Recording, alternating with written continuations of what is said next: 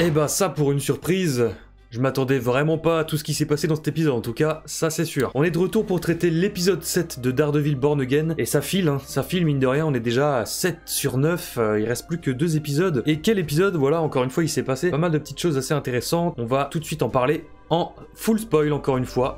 C'est parti.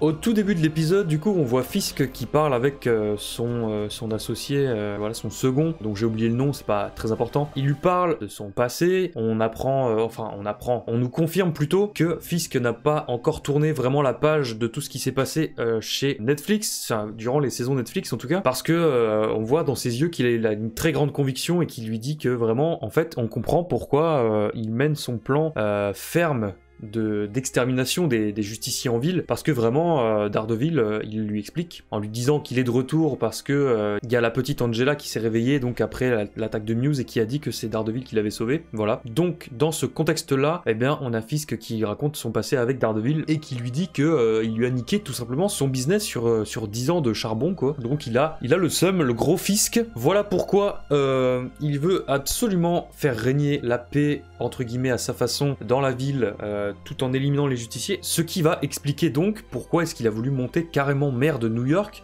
pour pouvoir interdire de lui-même, eh bien, les justiciers en ville, c'est sa plus grande conviction, et donc on comprend un petit peu mieux le pourquoi du comment il a voulu atteindre cette élection. Voilà, donc Fisk, on sait à présent qu'il est complètement... Enfin, on comprend toutes ses motivations finalement à ce niveau-là. Globalement, il veut interdire les justiciers pour qu'ils ne fassent plus obstacle à ses business éventuels, étant donné qu'il doit toujours trafiquer 2-3 trucs un peu malsains, même en tant que maire, de toute façon ses employés les plus proches sont totalement au courant de ce qu'il fait et le suivent complètement dans cette voie. Il n'y a plus de secret pour personne. On voit Vanessa au début négocier avec Luca je crois, il me semble, et commence un petit peu à... On peut soupçonner Vanessa d'être un petit peu derrière le dos de Fisk, à savoir à vouloir reprendre sa place de baronne du crime finalement, et on sent un espèce de trafic qui se trame derrière le dos de Fisk et on se demande si Vanessa va pas prendre la tête de tout ce bordel et si elle va pas peut-être le faire assassiner. C'est ce qu'on verra à la toute fin de l'épisode, mais restons un peu chronologique pour la critique, parce que il va s'en passer des choses au milieu de tout ça. Ensuite, ça se passe quasiment que autour de Muse, au-delà de cette intro un peu sur Fisk, etc. Ça se passe quasiment que autour de Muse et de son passé. Donc on apprend qu'il s'appelle Bastien quelque chose, j'ai oublié également. C'est pas important. Il s'appelle donc Bastien, il a un très gros passé, très lourd de malade mental, il a été 3 fois interné en l'espace de 5 ans. Voilà, on est sur quelqu'un qui connaît bien le milieu médical, en tout cas ça l'a pas forcément soigné pour le coup, parce que il se rend donc chez Heather, la femme de Matt, à son boulot, puisqu'elle est psychologue, et donc on met un peu de contexte sur la vie de Muse, puisqu'on va se dire que ça y est, il sera enfin bien développé, ce sera vraiment lui, le futur personnage intrigant, protagoniste des prochains épisodes. Spoiler,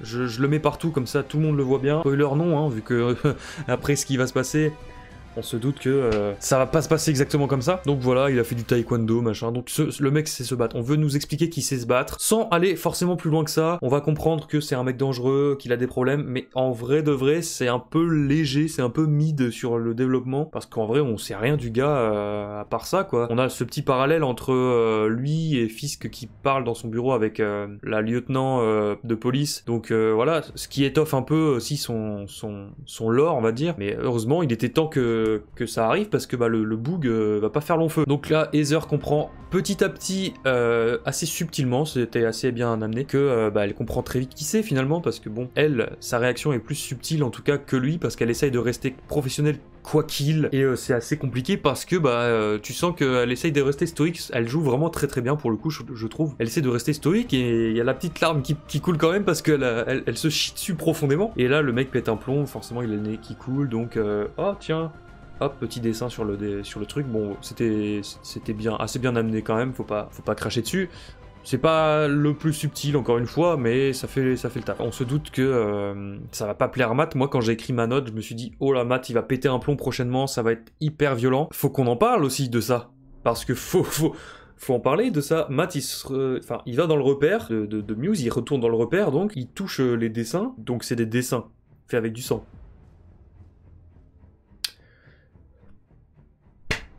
Comment ça, tu reconnais le visage de ta femme avec des dessins faits avec du sang sur du papier? Je veux bien, hein. Je veux bien que Matt, il soit super fort, ses sens, ils sont ultra développés, tout ce que tu veux. Mais ça, là, vraiment, moi, ça m'a posé problème, hein. J'étais en mode, pardon? Je me suis vraiment dit, quoi? Mais il est trop fort, ce gars. Genre, ça veut dire que le mec a tellement bien peint sa meuf, au détail près, qu'il a tout de suite compris que c'était elle, quoi. Enfin, je sais pas. C'est pas comme si il avait déjà un petit doute et qui cherchait confirmation en mode Heather, elle lui parle d'un mec qui est un peu fou, mais elle veut pas dire son nom parce qu'elle a le secret professionnel, mais un mec qui lui fait un peu peur au boulot et tout, même pas quoi, c'est juste, il se dit putain, mais c'est obligé que c'est ma meuf parce que ça lui ressemble de ouf. Encore une fois, c'est un dessin, même le dessin, je trouve, bon, ok, sur le dessin, quand on fait un peu attention, on reconnaît que c'est elle, mais au premier coup d'œil, déjà, visuellement, avec moi des yeux valides, j'étais en mode, c'est elle ou pas? Parce qu'à un moment, il y a plein de dessins de plein de meufs, et je savais même pas si c'était Heather à chaque fois. Parce que je me suis dit, des fois elle ressemble, des fois un peu moins et tout.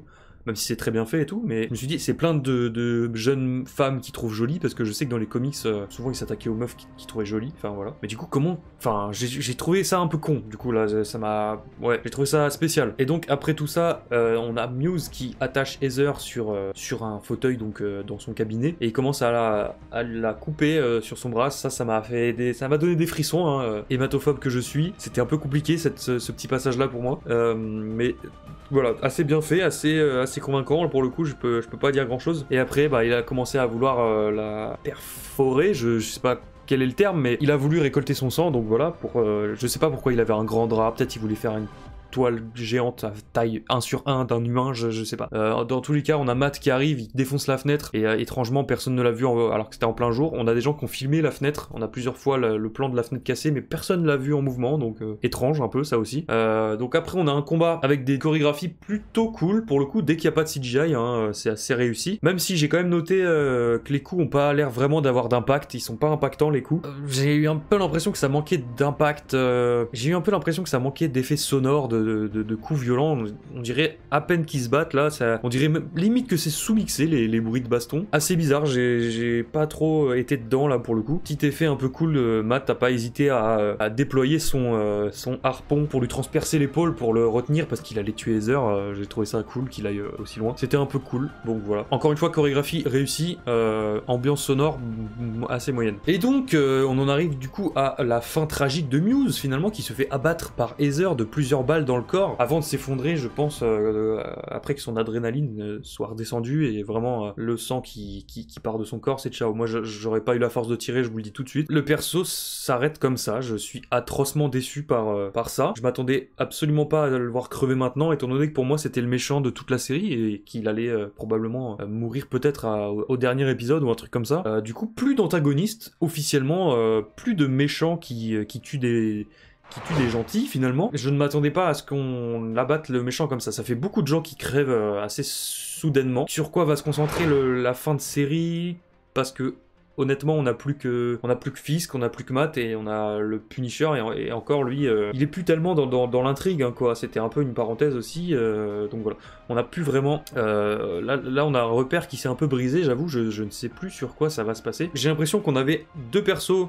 À la fois à la fois Matt et Fisk d'un côté de l'entonnoir, ça se rejoignait sur Muse, et à peine ils ont eu le temps de vraiment se rejoindre, Muse est dead, et donc après là on a un espèce de flou, je sais pas trop, j'ai aucune théorie vraiment de qu'est-ce qui pourrait se passer pour la suite des deux derniers épisodes quoi, à part un gros teasing pour la saison 2, je sais pas trop où est-ce qu'on pourrait aller. Évidemment je suppose quand même qu'on aura du Fisk et du Matt de leur côté qui agissent pour foutre les bâtons qui peuvent dans les roues de l'autre, mais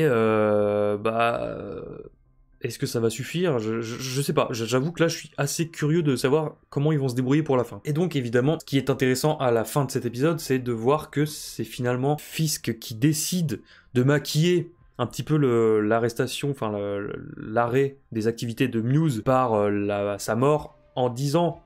C'est compliqué, hein, là, je suis perturbé. Je reprends, donc Fisk, ouais, désolé, j'ai été un peu perturbé aujourd'hui, parce qu'il y a eu les annonces sur la Switch 2 et tout qui m'ont un peu chamboulé, j'avoue.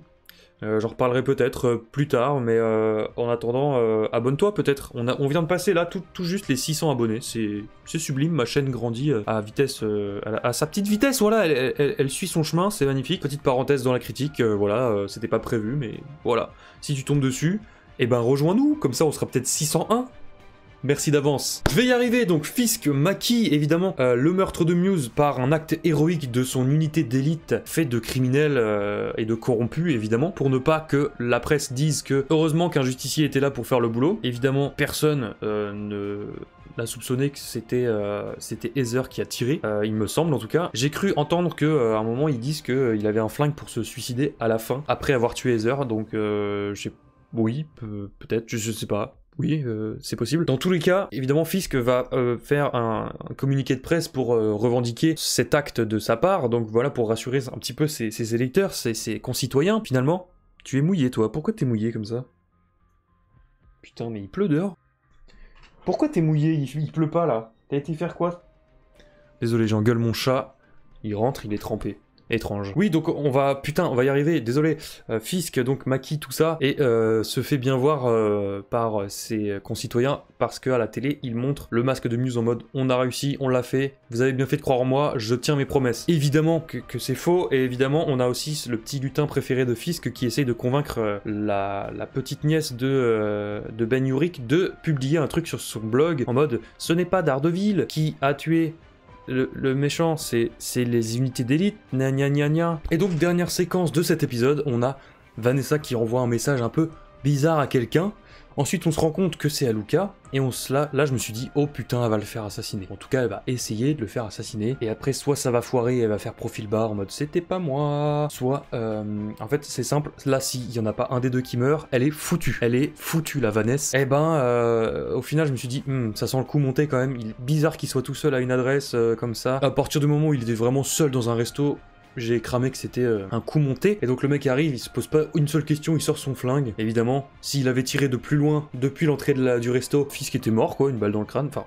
Après, c'est Fisk, il a déjà survécu à une balle dans le crâne à bout portant, on le rappelle. Heureusement, il arrive pile poil là où était caché son acolyte qui lui a mis quelques balles dans la tête, je suppose, pour le fumer. Et après, donc, on a confirmation de la part de Fisk que c'était bien un coup monté de Vanessa et de lui-même. Donc, ça a l'air d'aller mieux entre les deux. Ils se sont un petit peu rabibochés, de ce que je comprends. Donc, l'intérêt de leur avoir fait faire une thérapie de couple avec Heather, je ne la vois encore moins qu'avant, finalement, puisque Fisk s'est quand même rendu compte que sa psy avait failli se faire descendre et ça ne l'a même pas touché personnellement plus que ça.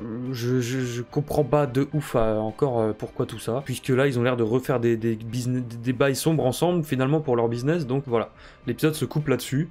Et on a fini pour cet épisode 7. Et bien voilà, donc comme je disais pour la suite, je sais pas exactement où est-ce qu'ils vont aller, à part que ça va être encore plus auto-centré sur le conflit Fisk-Matt. Je pense que ça va être une guerre froide qui va se régler avec peut-être plus grande place du côté de Angela et de la petite nièce de Urich. Peut-être que ces deux personnes assez jeunes qui se ressemblent un peu, en tout cas dans l'esprit de...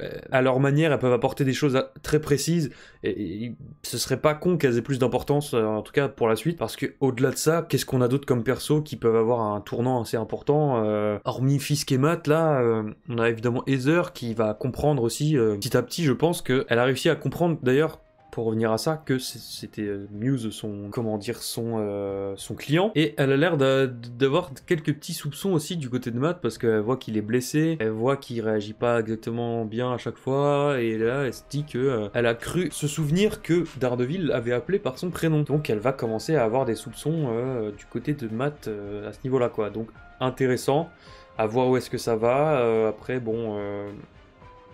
Je suis pas non plus hyper rassuré pour les deux derniers épisodes qui vont arriver prochainement, en espérant que ça se conclue bien, parce que la suite ce sera dans un an, voilà. Donc épisode sympathique, mais sans grande plus-value forcément. Vous avez juste ici les notes des épisodes d'avant qui s'affichent, donc voilà... On est sur une quand même assez bonne moyenne, plus ou moins pour l'instant, j'ai pas encore fait le calcul, on verra ça à la toute fin évidemment. Je vous ferai aussi une vidéo pour un petit peu résumer tout ce bazar et pour vous faire une comparaison notée avec des vrais chiffres du coup qui sortent de ma tête, mais voilà, sur mon avis entre les deux plateformes, comment elles ont traité le personnage et l'intrigue en général. Donc pour moi cet épisode, eh bien il vaut un petit 6,5, un petit 6,5, voilà, ouais. Ça ira pas plus loin. Je me vois pas lui mettre 6 parce qu'il était quand même un peu mieux que vraiment l'épisode dans la banque. Donc je me vois mal lui mettre qu'un point de plus. Et en même temps, ça vaut pas un 7 ou un 8 qui est trop haut pour sa notation. Voilà, disons 6,5, j'ai pas passé un mauvais moment, au contraire, donc voilà, pour moi ça vaut cette note. En tout cas, voilà pour ce qui est de la notation. Il nous reste donc 2 épisodes à traiter sur cette série, en espérant que ça se passe bien. Et voilà, j'espère que ça vous a plu, n'hésitez pas si vous avez des choses à rajouter à me les mettre en commentaire, puis voilà, ça soutient également le travail et le référencement et tout ça pour un petit peu sortir de l'algorithme, pour un peu se faire repérer par des gens, pour qu'ils tombent dessus quoi. Encore une fois, on vient de passer un petit palier important quand même pour moi, pour ma petite chaîne, c'est les 600 abonnés, donc si vous voulez faire partie de la commune et si vous voulez m'aider à atteindre les 1000 abonnés avant 2026, eh bien vous savez ce qu'il vous reste à faire, le petit bouton s'abonner juste en dessous. On est déjà en avril 2025, donc il me reste encore 8 mois pour atteindre les 1000 abonnés, donc je sais pas si j'y arriverai honnêtement. Je vais faire de mon mieux de mon côté pour vous proposer de belles choses qui arrivent, etc. En tout cas, j'espère que ça vous a plu, et on se retrouve nous pour la critique de l'épisode 8, l'avant-dernier la semaine prochaine, et voilà. Et puis je vous dis à la prochaine tout le monde, et ciao!